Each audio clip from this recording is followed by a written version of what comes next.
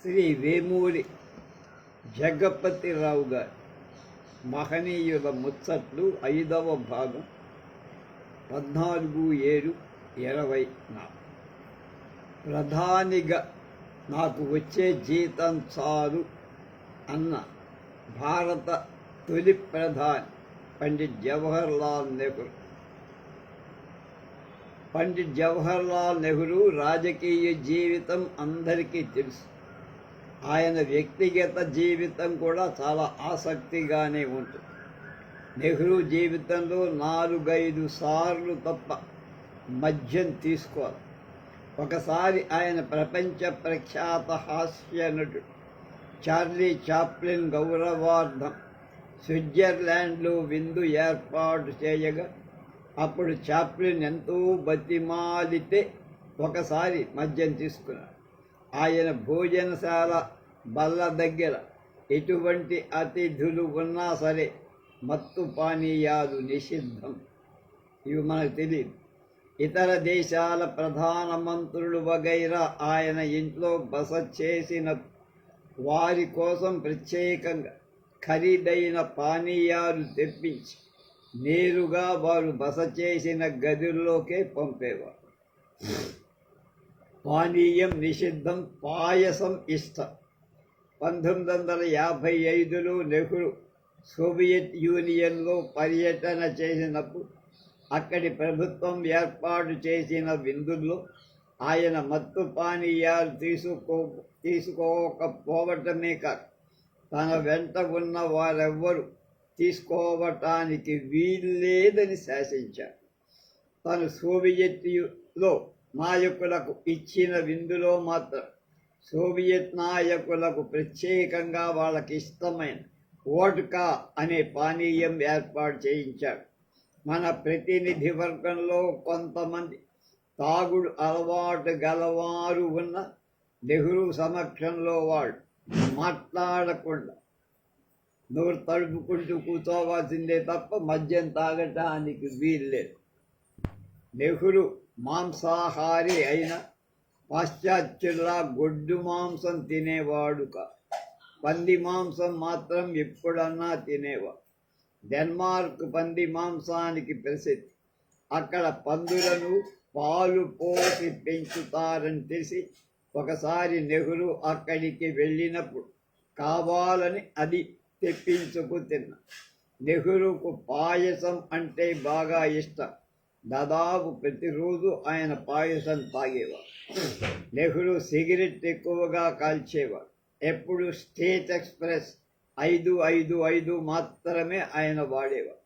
1948లో Nehru America పర్యటనకు వెళుతూ వెంట 555 సిగరెట్లు కూడా తీసుకెళ్లారు.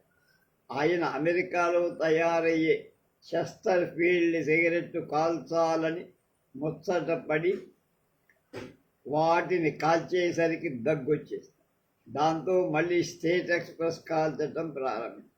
ప్రధానమంత్రి జీతం, కుటుంబ ఖర్చులకు అస్తు చిస్తు 1946లో నెహ్రూ తాత్కాలిక ప్రభుత్వానికి ప్రధానమంత్రి కావటంతో అప్పటికి ఆయన వద్ద ఉన్న 1,50,000 రూపాయల ఆస్తిని ప్రభుత్వానికి ఇచ్చేశారు. తన స్వంతానికి కొద్ది మొత్తం మాత్రం బ్యాంకులో ఉంచు. ఆయన రాసిన పుస్తకాల మీద వచ్చే రాయల్టీ రూపేణ కొంత ఆదాయం వచ్చే. అందులో కొంత మొత్తాన్ని కుమార్తె ఇందిర పేర, మనుమలిద్దరి పేర బ్యాంకుల్లో వేస్తూ ఉండేవారు. మిగతా ఆదాయాన్ని భార్య పేరు మీద పెట్టి నా కమలా నెహ్రూ హాస్పిటల్కు విరాళంగా ఇస్తూ ఉండేవారు. తను ఎప్పుడు జేబులో 200 మాత్రమే ఉంచుకునేవాడు. ధన సహాయం కోసం ఎవరొచ్చినా అవి జేబులోంచి తీసి ఇస్తూ ఉండేవాడు. జేబులో సైతం అయిపోయినప్పుడు పక్కనే ఉన్న సెక్యూరిటీ ఆఫీసర్ల దగ్గర నుంచి కూడా తీసుకొని ఇచ్చేవారు. అయితే ఆయన సొంత ఖర్చులు విషయంలో మాత్రం చాలా పొదుపుగా ఉండేవారు. ఆ రోజుల్లో నెహ్రూకు ప్రధానమంత్రిగా వచ్చే జీతం కుటుంబ ఖర్చులకు అంతంత మాత్రంగానే సరిపోయి ఒక్కొక్కప్పుడు జీతం చాలక పచారు కొట్లో బాకీ ఆయన పుస్తకాల మీదే వచ్చే బాకీ ఆయన పుస్తకాల మీద వచ్చే రాయల్టీ కూడా ఆయన సర్దాల్సి వచ్చేదన్నమాట. అంటే జీతం చాలేది కాదు. గాంధీజీ చనిపోయాక నెహ్రూ పెద్ద దిక్కు అంటూ లేకుండా పోయింది నెహ్రూ. సర్దార్ పటేల్, రాజాజీ, గోపాలస్వామి అయ్యంగార్ నెహ్రూ కన్నా వయస్సులో పెద్దవారని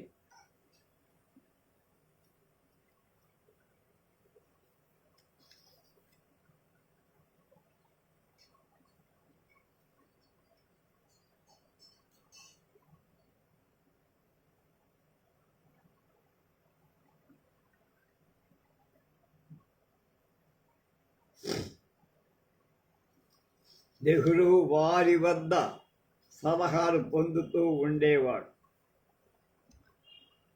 విశేషం ఏమిటంటే తాను ప్రధానమంత్రిగా ఉన్న మిగతా వాళ్ళు తన కింద మంత్రులుగా ఉన్న ఏనాడు నెహ్రూ వాళ్ళని తన ఇంటికి పిలిపించుకునేవాడు కాదు. సలహా పొందాల్సి వచ్చినప్పుడు తానే వాళ్ళ ఇళ్లకు వెళ్ళి వస్తూ ఉంటాడు. అందుకు ఈ క్రింది ఉదంతం నిదర్శనం. ప్రసిద్ధ దర్శక, నిర్మాత, పత్రికా రచయిత కెఏ అబ్బాస్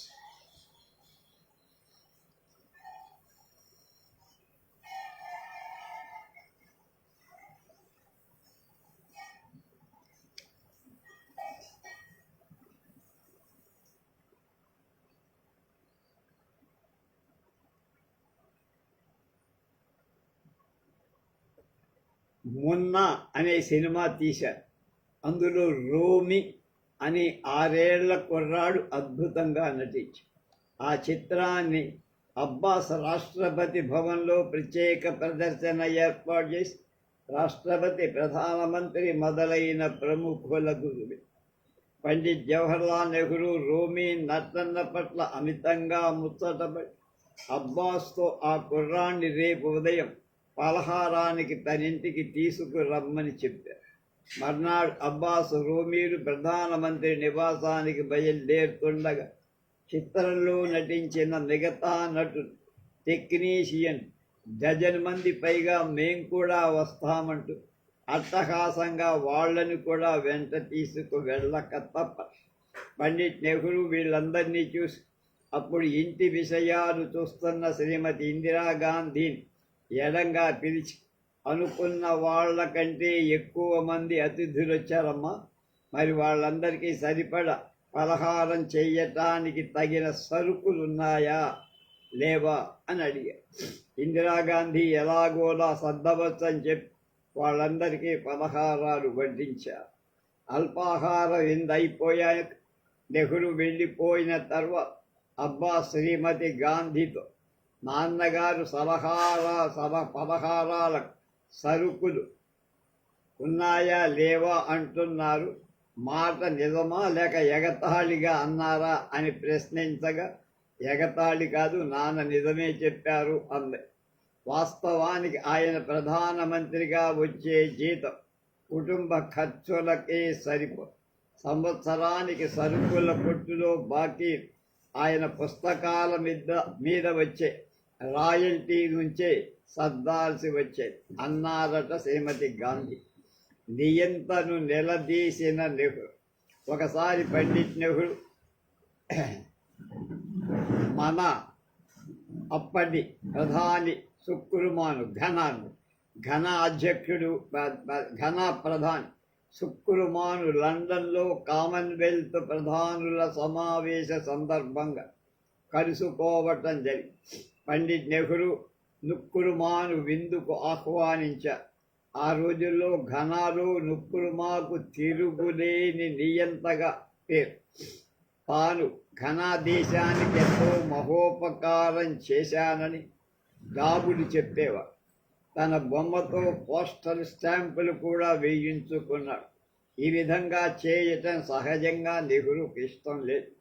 తన మనస్సులోని మాట దాచుకోలేని నెహ్రూ నుక్కురుమాను తన బస చేసిన చోటికి విందుకు రాగానే కుశలు ప్రశ్నలు కూడా వెయ్యకుండా పోస్టల్ స్టాంపుల మీద నీ బొమ్మ వేయించుకోవటంలో ఏమైనా బాగుందా, అది సందర్భ శుద్ధేనా అయినా అని సంభాషణ ప్రారంభం. పండిట్ నెహ్రూ అంటే ఎంతో గౌరవం ఉండే నుక్కుమ కోపగించుకోక నెహ్రూని కౌగలించుకొని మనసారా నవ్వేశాడు. నెహ్రూ కూడా దానికి శృతి కలిపాడు. పండిట్ జీ పరాగ్ మరికొన్ని గంటలలో భారతదేశానికి స్వాతంత్రం రానున్న వేళ 1947 ఆగస్టు 14 సాయంకాలం ఇండియాకు చేసిన సేవలకు ప్రతిఫలంగా లార్డ్ మౌంట్ బాటన్ హోదాను వైకౌంట్ నుంచి ఎరల్కు పెంచుతున్నట్లుగా బ్రిటిష్ చక్రవర్తి 6వ జార్జి వర్తమానం పంపారు. జార్జ్ మౌంట్ బాటన్ ఆ సంతోషంలో ఉండగా భారత రాజ్యాంగ పరిషత్ అధ్యక్షుడు బాబు రాజేంద్ర ప్రసాద్ పండిట్ నెహ్రూతో కలిసి ఆయనని చూడటానికి సందర్శించటానికి వెళ్ళారు. మౌంట్ బాటన్ వాళ్ళిద్దరినీ సాదరంగా ఆహ్వానించి కుశల ప్రశ్నల తర్వాత రాజన్ బాబు భారత ప్రథమ గవర్నర్ జనరల్గా మౌంట్ బాటన్ ఉండాల్సిందిగా కోరారు. ఆ అభ్యర్థనను మౌంట్ బాటన్ మరింత సంతోషంతో అంగీకరించి తమ అభ్యర్థనను ఆయన సులభంగా అంగీకరించడంతో రాజన్ బాబు జవహర్లాల్ ఆనందానికి మేరలే. తొలి మంత్రిమండలి జాబితా ఉంచిన కవర్ నెహ్రూ పరిశీలనార్థం మౌంట్ బాటన్ అందించి అంతలో టీలు వచ్చాయి. టీ తీసుకుంటూ ముగ్గురు కబుర్లలో పడి మరికొంచెం సేపటికి రాజేంద్ర ప్రసాద్ నెహ్రూలు మౌంట్ బాటన్ దగ్గర సెలవు పుచ్చుకొని వెళ్ళిపోయారు. నెహ్రూ ఇచ్చిన కవరు తీసుకొని తన గదికి వెళ్ళాడు బాటన్. అక్కడ ఆయన కవరు విప్పి చూసి పొట్ట చక్కలయ్యేట్టుగా నవ్వుకున్నాడు. కారణం, అందులో మంత్రిమండలి పేర్లకు బదులు వట్టి తెల్ల కాగితం ఉంది. అసలు సంగతి ఏమిటంటే పండిట్ నెహ్రూ తొలి స్వాతంత్ర దినోత్సవపు హడావిడిలో పడి ఆ కవరులో మంత్రిమండలి జాబితాకు బదులు ఒక తెల్ల కాగితాన్ని మాత్రమే ఉంచాడు. తర్వాత మౌంట్ బాటన్ నెహ్రూ వద్ద ఓ అధికారిని మంత్రిమండలి జాబితాను తెప్పించుకున్నారు. ఆ సంగతి తర్వాత, అది వేరు. టిక్కెట్టు లేని రైలు ప్రయాణంలో వాచి తాకట్టు పెట్టిన ఘనుడు సోషలిస్టు నాయకుడు జయప్రకాష్ నారాయణ్. మహామానవతావాది లోక్నాయక్ జయప్రకాష్ నారాయణ ప్రభావతితో వివాహం అయిన తరువాత కొద్ది కాలానికి ఉన్నత విద్య కోసం అమెరికా వెళ్ళారు. ఆయన అక్కడ ఒకవైపు చదువుతూనే మరోవైపు చిన్న చిన్న ఉద్యోగాలు చేసి విద్యార్థులకు అవసరమైన డబ్బు సంపాదించేవారు. కొన్నాళ్ళు కాఫీ హోటల్స్లో కప్పులు కడిగారు, బాత్రూములు శుభ్రం చేశారు. కొంతకాలం రోడ్లపైన పడిన మంచుని పారలతో ఎత్తివేసేవాడు. జయప్రకాష్ అమెరికా వెళ్ళగానే భార్య ప్రభావతి గాంధీ ఆశ్రమంలో చేరి ఆయన కస్తూరిబాకు సేవలు చేస్తూ ఉండేవారు. అతి తక్కువ కాలంలో ప్రభావతి గాంధీజీకి ఆప్తురాలై పెంపుడు కుమార్తెగా మెలగసాగింది. జయప్రకాష్ అమెరికా నుంచి సోషలిస్టు భావాలు గల వ్యక్తిగా తిరిగి వస్తే ప్రభావతి గాంధీజీ సాన్నిహిత్యంలో ఆశ్రమ జీవితానికి అలవాటు పడిపోయి గాంధీజీ ప్రోద్బలంతో జయప్రకాష్ ప్రభావితుడు ఆజన్మ బ్రహ్మచర్యం అవలంబిస్తూ దేశ సేవ చెయ్యాలని కఠోర నిర్ణయం తీసుకుని యవ్వనంలో ఉన్న వారికి మొదట కొంత కష్టం కనిపించిన సంయమనం కోల్పోకుండా పరీక్షలో నెగ్గి దేశ సేవకు పూర్తిగా అంకితమయ్యారు. ప్రభావతి జయప్రకాష్ నాథ్ మామూలు భార్యాభర్తలకు ఉండే సంబంధాన్ని మించిన మాటలకు అందరి మమతానుబంధం, అనురాగ బంధం వాళ్ళిద్దరినీ ఏకం చేసి జయప్రకాష్ అమెరికాలో అత్యున్నత విద్యను అభ్యసించిన వ్యక్తి కాగా ప్రభావతి చదువు అతి తక్కువ అయినా వాళ్ళిద్దరికీ ఆ భేదమే కనపడేది. అలా అన్యోన్యంగా ఉండేవారు. జయప్రకాష్కు ఆంతరంగిక కార్యదర్శిగా, దాదిగా, సలహాదారుగా ప్రభావతి వివిధ బాధ్యతలు దక్షతతో నిర్వహించేవారు. ఆయన భోజనం విశ్రాంతి గురించి ప్రత్యేక శ్రద్ధ తీసుకునేది. ఆయనకు కావాల్సిన కార్యక్రమాలను గుర్తు చేయాల్సి. ఆయన అతి మంచితనాన్ని ఇతరులు దుర్వినియోగం పరుచుకోకుండా జాగ్రత్త పడే. ఆ విధంగా ప్రభావతి ఎప్పుడు జయప్రకాష్ కూడా ప్రభావతి అభిష్టానుసారమే నడుచుకునే. ఆయన ఎంతో మక్కువగా తినే మాంసాహారాన్ని ఆవిడ ఆజ్ఞ మేరకే విరమించి శాకాహారిగా మారారు. రైలు టిక్కెట్లు లేని ప్రయాణం వాచి తాకట్టు. 1938లో జయప్రకాష్ సోషలిస్టు ఉద్యమానికి సారథ్యం వహిస్తున్న రోజులు ఆయన దగ్గర ఏనాడు తగినంత పైకం డబ్బు చేతిలో ఉండేది కాదు. జేబులో డబ్బు ఉందో లేదో కూడా చూసుకోకుండా ప్రయాణం చేసేవారు. తరచుగా రైలు ప్రయాణాలు టిక్కెట్లు లేకుండా ప్రయాణం చేసి పట్టుబడి రైల్వే ఉద్యోగికి చేతి వాచ్యో పెన్నో హామీగా పెట్టేవాడు. దిగాల్సిన స్టేషన్ రాగానే ప్లాట్ఫారంపై పరిచయస్తులు కనబడితే వాళ్ళనడిగి ఆ డబ్బు తీసుకొని వస్తువుల్ని విడిపించుకునేవాడు. ఒకసారి రైల్లో పాట్నా వెళుతూ ఆయన బీహార్ వాడు టికెట్ లేకుండా ప్రయాణం చేస్తుందు రైల్వే ఉద్యోగికి పట్టుబడిపోయాడు. యథాప్రకారం వాచి తాకట్టు కడతానంటే ఆయన ఒప్పుకోక జరిమానా చెల్లించేదాకా రైలు దిగటానికి వీల్లేదని నిర్బంధం చేసి. ఈలోగా పాట్నా స్టేషన్ వచ్చింది. జయప్రకాష్కి స్వాగతం చెప్పటానికి సోషలిస్ట్ నాయకుడు గంగా శరణ్ సిన్హాతో పాటు ప్రభావతి అనేక వందల మంది ప్రజలు ప్లాట్ఫామ్పై వేచి ఉన్నారు. వారిని చూడగానే జయప్రకాష్ నవ్వుతూ ముందు టిక్కెట్ డబ్బు జరిమానా చెల్లించి నన్ను నిర్బంధం నుంచి విడిపించండి, తర్వాత తీరిగ్గా స్వాగత వచనాలు చెప్పుదురు గాని అన్నారు. జయప్రకాష్ నెహ్రూ, పండిట్ నెహ్రూ జయప్రకాష్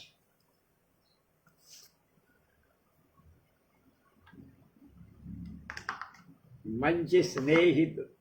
జయప్రకాష్ కాంగ్రెస్ నుంచి విడిపోయినప్పుడు చాలా బాధపడ్డాడు నెహ్రూ. కాంగ్రెస్ విడిచిపోవద్దని ఎంతో బతిమాలిన జయప్రకాష్ వెంద. తర్వాత జయప్రకాష్ నెహ్రూల మధ్య రాజకీయంగా ఎన్ని అభిప్రాయ భేదాలు వచ్చినా వ్యక్తిగతంగా ఎంతో ఆప్యాయంగా ఉండే. జయప్రకాష్ నెహ్రూ ఎప్పుడు ఉత్తరం రాసిన ప్రియ సోదరా అని సంబోధించేవాడు జయప్రకాష్. ఒకసారి జయప్రకాష్ ఏదో తొందరలో ఉత్తరం రాస్తూ ప్రియ ప్రధానమంత్రి అని సంబోధించేసరికి నెహ్రూ ఎంతో బాధపడి వెంటనే జయప్రకాష్కు సమాధానం రాస్తూ ఆ సంబోధన వల్ల తాను చాలా బాధపడినట్టు, తాను దేశ ప్రజలకు ప్రధానమంత్రి కావచ్చు కానీ జయప్రకాష్కు మాత్రం ఎప్పుడూ ప్రియ సోదరునిగా ఉంటానని ప్రశ్న. జయప్రకాష్ కూడా తన తొందరపాటు చింతిస్తున్నట్లు మళ్ళీ ఉత్తరం. లైసెన్సు లేని డ్రైవర్ ఉదంత. 1951లో జయప్రకాష్ బీహార్లో జీపులో పర్యటిస్తుంది. ఆయనతో పాటు భార్య ప్రభావతి, మరిద్దరు స్థానిక నాయకులు ఉన్నారు. అందులో ఒకరు ఉత్సాహం కొద్దీ డ్రైవర్ను వద్దని తానే జీపు నడపటం ప్రారంభించాడు. అయితే అతనికి డ్రైవింగ్ రాదు, పైగా లైసెన్సు కూడా లేదు. జీపు అదుపు తప్పి ఒక రాయికి గుద్దుకొని బోల్తా పడి జయప్రకాష్కు, ప్రభావతికి దెబ్బలు తగిలాయి. జయప్రకాష్ కొంతకాలం మంచం మీద పడుకోవాల్సి వచ్చేసి, అంటే దెబ్బలు తిని మంచంతో ఉన్నాడు. లైసెన్స్ లేకుండా జీపు నడిపిన స్థానిక నాయకుడిపై కేసు పెట్టాలని పోలీసు జయప్రకాష్ దగ్గరకు వచ్చి సాక్ష్యం కోరితే, స్థానిక నాయకుడు లైసెన్సు లేకుండా జీపు నడిపిన మాట నిజమే, అతనిపై కేసు పెట్టద్దని పోలీసుల వద్ద నుంచి మాట తీసుకు. ఆ విధంగా జయప్రకాష్ సత్యవాదే కాదు, దయార్ద్ర హృదయ. టెర్లిన్ ఖాదీ. జయప్రకాష్ కార్యదర్శి అబ్రహాం మొదట టెర్లిన్ దుస్తులు ధరించేవాడు. అది నచ్చని సర్వోదయ నాయకు టెర్లిన్ దుస్తులు ధరించవద్దని ఆయన్ని కోరారు. అయినా అబ్రహాం వస్త్రధారణ నా వ్యక్తిగత విషయం అంటూ లెక్క చేయాలి. వారు జయప్రకాష్కు చెప్పారు, ఇంకొకరి స్వంత విషయాల్లో జోక్యం కలిగించుకోవటం నాకు ఇష్టం లేదన్నాడు జయప్రకాష్. అది తెలిసిన మర్నాడు నుంచే అబ్రహాం స్వచ్ఛందంగా టెర్లిన్ వదిలేసి ఖద్దరు ధరించడం ప్రారంభం. 1973లో జయప్రకాష్, ప్రభావతి తమ మేనల్లుడి పెళ్లికి వెళ్ళారు. అంతకు పూర్వమే క్యాన్సర్ రోగి అయిన ప్రభావతి హఠాత్తుగా వ్యాధి తీవ్రమై మరణించి ఆ రోజునే మేనల్లుడి పెళ్లి జరగాలి. అయితే పెళ్లి ఆపకుండా ప్రభావతి చివరి కోరిక ప్రకారం యథావిధిగా ఆ రోజునే జరిపించి నూతన దంపతులు ఆమె భౌతిక కాయానికి వంగి నమస్కరిస్తుండగా జయప్రకాష్ దుఃఖావేశంతో విలవిలలాడు. కాక్పిట్లో ప్రయాణం. నేపాల్ మాజీ ప్రధాని బిపి కోయిరాల జయప్రకాష్ ఆప్తమిత్రుడు.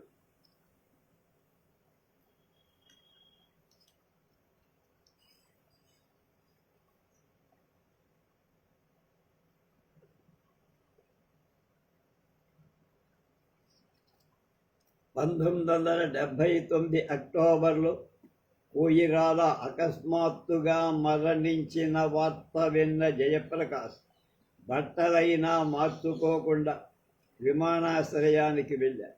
కానీ విమానంలో సీట్లన్నీ నిండిపోయి, అయినా వెలుగు తిరిగి రాకుండా ప్రత్యేక అనుమతితో విమానం కాక్పిట్లో కూర్చొని ఖాట్మాండు వెళ్ళారు. ఆప్తమిత్రుడి భౌతిక కాయం వంక తదేకంగా చూస్తూ, మేమిద్దరం ఒకేసారి మరణించి ఉంటే ఎంత బాగుండేది అని బొటబొట కన్నీరు. ప్రభావతి మరణించిన కొంతకాలానికి జయప్రకాష్ ఆవిడ సామాను సర్దుతూ ఉంటే కమలా నెహ్రూ ప్రభావతికి రాసిన కొన్ని రహస్య ఉత్తరాలు బయటపడి, అప్పుడు జయప్రకాష్, ఇందిరాగాంధీల మధ్య రాజకీయంగా చాలా వైరం ఉంది. 1970-75 మధ్య ఆశ్చర్యక పరిస్థితి, ఎమర్జెన్సీ టైం. అలాంటి పరిస్థితులలో కూడా ఆ ఉత్తరాలను బహిర్గతం చేయకుండా ఇందిరాగాంధీకి జాగ్రత్తగా పంపించిన మహామానవతావాది జయప్రకాష్. కాలేజీ ప్రొఫెసర్ని కొట్టాడని నేరారోపణ చేయబడిన సుభాష్ చంద్రబోస్ బిఏ చదివిదే రోజుల్లో జరిగిన సంగతి. ప్రొఫెసర్ గారు, ఆయన క్లాసు కుర్రవాడు ఒకతను ప్రొఫెసర్ గారు పాఠం చెబుతున్న రూమ్ నుంచి నిర్లక్ష్యంగా నడిచి వెళుతున్నాడనే నెపంతో ప్రొఫెసర్ ఆ కుర్రాన్ని కొట్టడం జరిగింది. బోసు బాబు ఆ క్లాసుకు లీడర్. విద్యార్థిని అన్యాయంగా కొట్టినందుకు మండిపోయిన బోస్ విద్యార్థులందరినీ పోగేసి ఆ ప్రొఫెసర్పై రిపోర్టు చేయటానికి వెళ్ళి ప్రిన్సిపాల్ వద్ద నుండి వారికి సరైన సమాధానం రాకపోవటంతో సమ్మె చేశారు. సమ్మె చేసిన విద్యార్థులందరికీ జరిమానా విధించాడు ప్రిన్సిపాల్. విద్యార్థులు అందరూ బెదిరిపోక సమ్మె చేసి 4 రోజుల తర్వాత ప్రొఫెసర్ విద్యార్థులు ఇద్దరూ రాజీ పడ్డారు. తర్వాత కొన్నేళ్లకు ఆ ప్రొఫెసర్ మరొక విద్యార్థి పట్ల అనుచితంగా ప్రవర్తించగా ఆ విద్యార్థి ప్రొఫెసర్ని సావబాదు. ఆ సమయంలో బోసుబాబు అక్కడే ఉండటం జరిగింది, కానీ ఆయన మాత్రం ప్రొఫెసర్పై చేయి చేసుకో. అయినా ప్రిన్సిపాల్ బోసుబాబుని పిలిచి, నీ వల్లనే ఇదంతా జరిగింది, నిన్ను తక్షణం సస్పెండ్ చేస్తున్నానన్న. గవర్నమెంట్ కూడా ఈ సంఘటన గురించి తెలుసుకొని కాలేజీలో శాంతి భద్రతలు ఏర్పడే వరకు కాలేజీని మూయాల్సిందిగా ఆజ్ఞాపించి ఈ విధంగా బోసుబాబుకు కొంతకాలం చదువుకి అంతరాయం కలిగి ఆజాద్ హింద్ ఫౌజ్ 1942 ఫిబ్రవరిలో సింగపూర్ జపాన్ సైన్యాల వశం అయ్యింది. అప్పట్లో సింగపూర్లో ఉన్న 20,000 మంది భారతీయ సైనికులు జపాన్కు అప్పగించటం జరిగింది. జపాన్ ప్రభుత్వం వీళ్ళని యుద్ధ ఖైదీలుగా భావించకుండా కెప్టెన్ మోహన్ సింగ్ అనే భారతీయ సేనాని అప్పగించటం జరిగింది.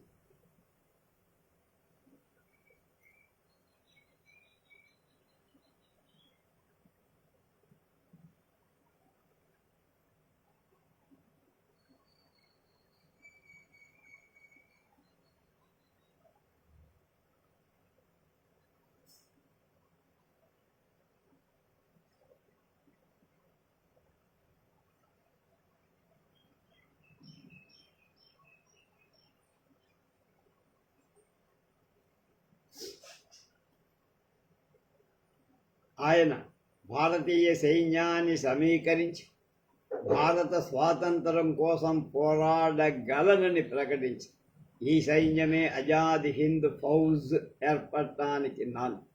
కొద్ది రోజుల తర్వాత విప్లవకారుడు రాస్ బిహారీ బోస్ అధ్యక్షతన సమావేశమైన తూర్పు ఆసియా భారతీయ ప్రతినిధులు జర్మనీలో ఉన్న నేతాజీని ఆహ్వానించి భారత స్వాతంత్ర సమరానికి సారథ్యం వహించాలని కోరారు. కెప్టెన్ మోహన్ సింగ్ కూడా తన కింద ఉన్న సైన్య నేతాజీ ఆధీనం చెయ్యగలనని ప్రకటించారు. నేతాజీ ఈ ఆహ్వానాన్ని అందుకొని ప్రాణాన్ని కూడా లెక్క చెయ్య 90 రోజులు జలాంతర్గామి సబ్మెరీన్లో ప్రయాణించి శత్రువుకు కంటపడకుండా సురక్షితంగా సింగపూర్ చేరారు. నేతాజీ రాకతో తూర్పు ఆసియా భారతీయుల ఆనందానికి అవధులు లేవు. నేతాజీ సారథ్యంలో భారతదేశ స్వాతంత్రం వాళ్ళకి కనుచూపు మేరలో కనిపించింది. 1943 జులై 4 రాస్ బిహారీ భారత స్వాతంత్ర పోరాట నాయకత్వాన్ని సుభాష్ బాబుకు అప్పగించారు. మర్నాడు నేతాజీ కాకి యూనిఫారంలో ఆజాద్ హింద్ ఫౌజ్ సర్వ సైన్యాధ్యక్షుడిగా సైనిక వందనం తీసుకొని విధీకరించారు.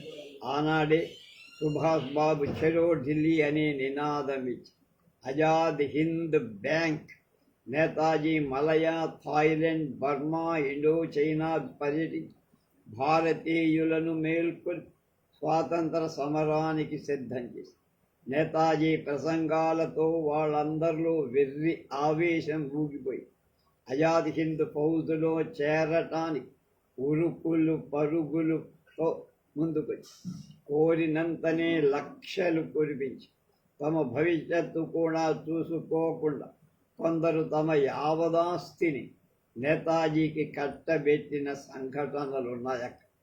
పూలమాల ఖరీదు ఒకసారి నేతాజీకి సమర్పించిన పూలమాల వేలం వేయగా ఒక పంజాబీ యువకుడు తన యావదాస్తి అయిన ₹1,00,00,000 పాడారు. నేతాజీ మొత్తం పోగు చేసి చేసిన సొమ్ము 155 కోట్ల పౌండ్లు అంటే ఇప్పటి మారక రేటు ప్రకారం దాదాపు 3,500 కోట్ల రూపాయలు స్వచ్ఛందంగా ఇంతటి ధనాన్ని ఎంతటి మహత్కార్యానికైనా పోగు చేసిన వ్యక్తి చరిత్రలో ఎవ్వరూ లేరు. ఆ ధనం అంతా నేతాజీ ఏర్పరచిన ఆజాద్ హింద్ బ్యాంకులో వేశారు. ఈ డబ్బంతా ఆజాద్ హింద్ ఫౌజ్, ఆజాద్ హింద్ తాత్కాలిక ప్రభుత్వాలకు ఖర్చు చేసేవాడు నేత. ఆజాద్ హింద్ తాత్కాలిక ప్రభుత్వం 1943 అక్టోబర్ 21 నేతాజీ సింగపూర్లో తాత్కాలిక స్వతంత్ర భారత ప్రభుత్వం ఏర్పాటు చేసింది. వెంటనే తాత్కాలిక ప్రభుత్వం బ్రిటిష్ అమెరికాలపై యుద్ధం ప్రకటించి తాత్కాలిక ప్రభుత్వం ఏర్పడిన కొద్ది రోజులకి దాని చట్టబద్ధమైన భారత ప్రభుత్వంగా గుర్తిస్తున్న Japan, Germany, Italy, Burma, Thailand, national China, ఫిలిప్పీన్స్లు ప్రకటించి తర్వాత కొద్ది రోజులు నేతాజీ అఖిల తూర్పు ఆసియా సమావేశం పాల్గొనటానికి టోకియో వెళ్ళారు. అక్కడ జపాన్ చక్రవర్తి రాజ్యాధినేతకు ఇవ్వాల్సిన సకల రాజలాంఛనాలను నేతాజీని ఆహ్వానించి షహీద్ స్వరాజ్ 1943 నవంబర్ 6 జపాన్ ప్రధాని టోజో తాము బ్రిటన్ నుంచి గెలుచుకున్న అండమాన్ నికోబార్ ద్వీపాలు నేతాజీ తాత్కాలిక ప్రభుత్వానికి అప్పగిస్తున్నట్లు ప్రకటించి టోకియో నుంచి తిరిగి వచ్చిన నేతాజీ 1943 డిసెంబర్ 31 అండమాన్ నికోబార్లో పర్యటించారు. తాత్కాలిక ప్రభుత్వం అండమాన్ నికోబార్ ద్వీపాల పేర్లను షహీదీ, మృతవీరుడు, స్వరాజ్ ద్వీపాలుగా మార్చటం జరిగింది. షహీదీ, స్వరాజ్ దీవులు. చలో ఢిల్లీ. బ్రిటిష్ ఇండియాపై బర్మా వైపు నుంచి దెబ్బతీయచ్చనే ఆలోచన నేతాజీ తాత్కాలిక ప్రభుత్వ కార్యాలయాన్ని సింగపూర్ నుంచి బర్మా రంగూన్ మార్చి 1944 మార్చి 18 ఆజాద్ హింద్ ఫౌజ్ చరిత్రలో సువర్ణాక్షరాలతో లిఖింపబడితే అదే రోజు జాతీయ సైన్యం బర్మా సరిహద్దు దాటి పవిత్ర భారత భూమి మీద కాలు పెట్టి బర్మా సరిహద్దులో 8 రంగాల్లో పోరాటం ప్రారంభించి భారతీయ సైన్యం అశేష ధైర్య సాహసాలతో అజేయమై ముందుకు సాగి బ్రిటిష్ సైనికులు పలాయనం చిత్తగించి ఇంఫాల్ పతనం దగ్గరకొచ్చి దానితో గాబరా పడిపోయిన లార్డ్ మౌంట్ బాటన్ ఇంఫాల్ ఎలాంటి పరిస్థితిలోనూ రక్షించాలని అదనపు సైన్యాన్ని ఉరికించారు. జాతీయ సైన్యం ఇంఫాల్కు 3 మైళ్ళ లోపలకు చేసి ఇంఫాల్ పతనం కొద్ది గంటలలో అయిపోతుంది. ఈలోగా బ్రిటిష్ అదనపు సైన్యాలు వచ్చాయి, వైమానిక దళాలు వచ్చాయి. జాతీయ సైన్యానికి వైమానిక దళ సహాయం లోపించింది. విధి వైపరీత్యం జడివానలు కూడా అప్పుడే పడటం జాతీయ సైన్యానికి సరఫరా ఆగిపోయి గత్యంతరం లేక జాతీయ సైన్యం తిరోగమించాల్సిన గడ్డు రోజు. ఈలోగా ఐరోపా యుద్ధ రంగంలో బలాబలాలు తారుమారయ్యాయి. జర్మనీ ఆధిక్యత తగ్గిపోయి బ్రిటిష్ వాళ్ళది పైచేయి బర్మా సింగపూర్లలో ఉండటం నేతాజీకి తాత్కాలిక ప్రభుత్వ సభ్యులకు క్షేమకరం కాదని అర్థమై అంచేత 1945 ఏప్రిల్ 24వ తేదీ నేతాజీ తన అనుచర బృందం రంగూన్ నుంచి బ్యాంకాక్ ప్రయాణమై జర్మనీ లొంగిపోయిందనే వార్త వచ్చి తర్వాత కొద్ది రోజులు జపాన్ కూడా లొంగిపోక తప్ప. నేతాజీకి ఇది అత్యంత విషాదకరమైన సంఘటన. తాను ఊహించిన ఆశయాలన్నీ కరిగిపోవటం ప్రారంభించి జపాన్ జర్మనీల ఓటమితో నేతాజీ సైన్యం ఒంటరిగా పోరాడటం అసంభవం. ఆత్మహత్య సదృశం కూడా. వారిలో ధైర్య సాహసాలు కొరలేదు, దేశభక్తికి కొదవలేదు. కానీ పరిస్థితులు అనుకూలించటం. తాత్కాలిక ప్రభుత్వం ద్వారా స్వతంత్ర భారతావని అధిపతి కావాలని నేతాజీ ఏనాడు అనుకోరు. ఆ వాంఛ ఆయనకు ఎప్పుడూ కలగను కూడా కలగదు. స్వాతంత్ర సాధన కోసమే ఈ తాత్కాలిక ప్రభుత్వం అని స్పష్టంగా చెప్పారు. పైగా స్వతంత్ర భారత్ మహాత్ముని పాద పద్మాలకు సమర్పించి రాజకీయ సుడిగుండం నుంచి సెలవు తీసుకోవాలని స్పష్టంగా ప్రకటించాడు కూడా. నేతాజీ తాత్కాలిక ప్రభుత్వం ఆజాద్ హింద్ ఫౌజ్ ఆశించినట్టు భారత స్వాతంత్రం సంపాదించలేకపోయిండొచ్చు. అపజయాలు పొంది ఉండదు. అంత మాత్రం చేయాలి. నేతాజీ కృషిని తక్కువగా అంచనా వేయటం తప్పు. ఆనాటి ఆయన సేవ భారతీయులకి ఒక ఒరబడి పెట్టి దాస్య శృంఖలాలలో పడి కొట్టుకుంటున్న భారతీయులు, ముఖ్యంగా తూర్పు ఆసియా భారతీయులను మేల్కొల్పి ఉత్తేజపరచి మాతృదేశం అంటే ఏమిటో తెలియచెప్పారు. నాటి నేతాజీ దేశభక్తి పూరితమైన ప్రసంగాలు భారతీయులు ఎన్నటికీ మరిచిపోలేదు. నేతాజీ వంటి నిష్కళంక దేశభక్తుడు భారతీయుల మనస్సులలో కలకాలం నిలిచే ఉంటాడు. అమరజీవి ఆయన. రేపు కొబ్బరి చెట్టెక్కిన భారత జాతీయ కాంగ్రెస్ అధ్యక్షులు, గాంధీ గారికి మహా ఇష్టుడు ఆచార్య కృపలాని